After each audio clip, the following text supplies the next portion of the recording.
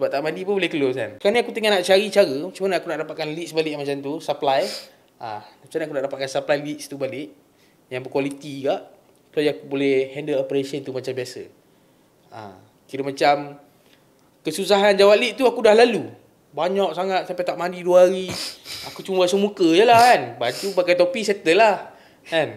Lepas spray minyak wangi sikit settle lah. Close juga. Sebab aku berjaya close tu, aku tak mandi tu kan. Sebab tak mandi pun boleh close kan. Kalau mandi boleh close.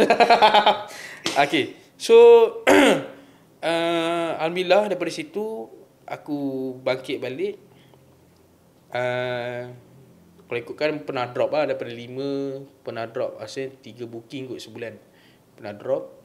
Walaupun ini bukan cerita tak bersyukur, tapi ini cerita tentang hang boleh capai dekat satu tahap ni, tapi hang rasa macam rasa tak puas hati dengan diri hang sebab hang tak capai benda tu.